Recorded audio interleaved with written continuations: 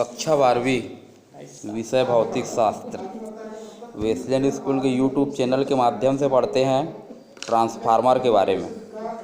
प्रत्यावर्ती धारा चैप्टर है, तो यहाँ पर हम ट्रांसफार्मर है क्या चीज़ इसके बारे में पढ़ते हैं। ट्रांसफार्मर जो होता है ये अन्योन प्रेरण के सिद्धांत पर कार्य करता है। ये देखिए ट्रांसफार्मर का डायग्राम।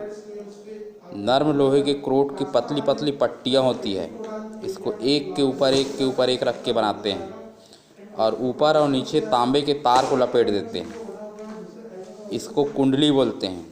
जिस कुंडली पर एसी वोल्टेज लगाया जाता है वो कहलाता है प्राथमिक कुंडली, और जहाँ प्राप्त होता है वो कहलाता है द्वितीयक कुंडली। दो प्रकार के ट्रांसफार्मर होते हैं, अपचाई ट्रांसफार्मर और ऊंचाई ट्रांसफार्मर। अपचाई ट्रांसफार्मर जो होता है ये वोल्टेज को कम करता है और ऊंचाई ट्रांसफार्मर वोल्टेज को बढ़ाता है। जो ट्रांसफार्मर वोल्टेज को कम करता है, जो ट्रांसफार्मर वोल्टेज को कम करेगा उसमें धारा का मान ज़्यादा होता है, और जो ट्रांसफार्मर वोल्टेज को बढ़ाता है, वोल्टेज को जो ट्रांसफार्मर बढ़ाएगा उसमें धारा कम होगा, और जो वोल्टेज को कम करेगा उसमें धारा का मान बढ़ेगा। आगे गणितीय गणना के द्वारा इसको प्रूव करेंगे। अपचाई ट्रांसफार्मर प्रत्यावर्ती वोल्टेज को घटा देता है। ऊंचाई ट्रांसफार्मर ये प्रत्यावर्ती वोल्टेज को बढ़ाता है। सिर्फ एसी के लिए काम करता है, डीसी में काम नहीं करता। लेकिन जब इसमें ऊर्जा का ट्रांसफ़र वोल्टेज बढ़ता या घटता है तो ऊर्जा की हानि होती है। कई प्रकार से होती है ऊर्जा की हानि। सबसे पहले है ताम्र हानि।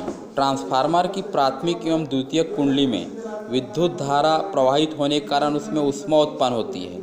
इस ऊष्मा के कारण ऊर्जा की कुछ हानि होती है जिसको हम बोलते हैं ताम्र हानि। इसके कारण तांबे का तार जो होता है वो गर्म हो जाता है। तो जिस तार में ज़्यादा धारा प्रवाहित होती है उसको हम मोटा बनाते हैं, मोटे तार का। दूसरा है लव हानि। क्रोड में भंवर धारा उत्पन्न होने के कारण ऊर्जा की जो हानि होती है इसको हम बोलते हैं लव हानि। तीसरा इसको कम करने के लिए क्रोड को पटलित बनाया जाता है। तीसरा होता है चुंबकीय फ्लक्स क्षरण। प्राथमिक कुंडली में विद्युत धारा प्रवाहित करने पर उससे निकलने वाला जो चुंबकीय फ्लक्स है ये पूरा द्वितीयक कुंडली से संबंधित रिलेटिव नहीं हो पाता, तो ऊर्जा का कुछ भाग फिर से ऊष्मा के रूप में परिवर्तित हो जाता है। इस प्रकार के ह्रास को चुंबकीय फ्लक्स क्षरण कहते हैं। इसको कम करने के लिए नर्म लोहे का क्रोड बनाया जाता है और एक कुंडली के ऊपर ही दूसरे कुंडली को लपेट के बनाते हैं। चौथा होता है सैथिल्य ह्रास।